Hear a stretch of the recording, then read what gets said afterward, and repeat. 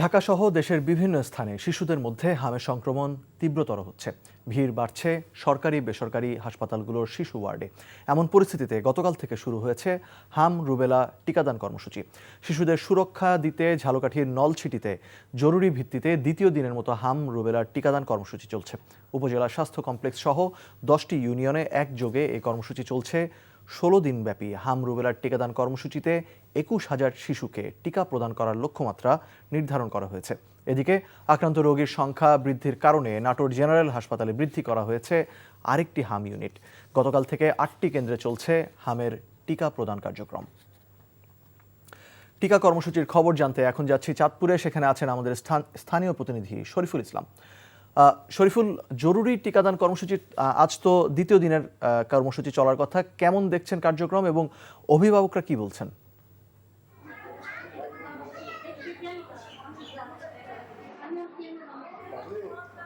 মুশফিক, চাঁদপুরের 188টি কেন্দ্রে কিন্তু হামে যারা হাম উপসর্গ ছাড়াও কিন্তু শিশুদেরকে কিন্তু টিকা দেওয়া হচ্ছে।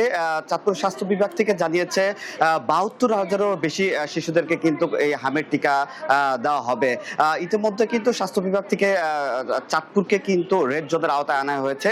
বিশেষ করে চাঁদপুর সদর এবং হাইমচরে কিন্তু হাম উপসর্গ শিশু আক্রান্ত সংখ্যা কিন্তু দিন দিন কিন্তু বেড়েই চলছে।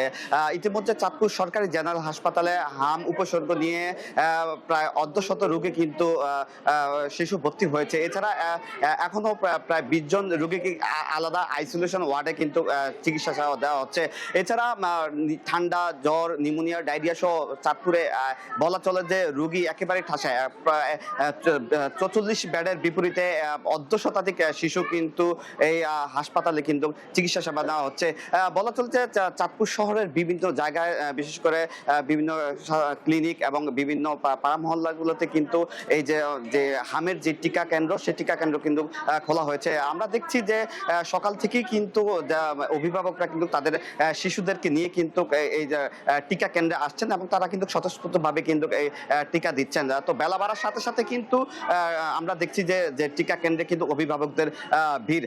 তো স্বাস্থ্য বিভাগ থেকে জানিয়েছে যে হামের উপসর্গ যেটা দেখা দিলে কিন্তু তারা ডাক্তারের পরামর্শ নেওয়ার দাবি জানিয়েছেন। এছাড়া আমরা আরেকটি বিষয় দেখেছি যে চাঁদপুর সরকারি জেনারেল হাসপাতালে যে সকল শিশুরা রয়েছেন হামের উপসর্গ নিয়ে আসছেন, তারা কিন্তু এক প্রকার সুস্থ হয়ে যাওয়ার পরে কিন্তু আবার এক প্রকার আবার পুনরায় কিন্তু আক্রান্ত হয়। এই জন্য কিন্তু আলাদা একটি ওয়ার্ডে কিন্তু তাদেরকে চিকিৎসা সেবা দেওয়া হচ্ছে। এছাড়া যদি কোনো শিশু যদি আক্রান্ত থাকে তাহলে তাদেরকে আলাদা বাসায় চিকিৎসা দেওয়ার পরামর্শ দিয়েছেন চিকিৎসকরা। তো চাঁদপুরে হামের টিকা কর্মসূচির এই ছিল আমার কাছে সর্বশেষ। মুশফিক, চাঁদপুর থেকে জানছিলাম জরুরি টিকাদান কর্মসূচির খবর।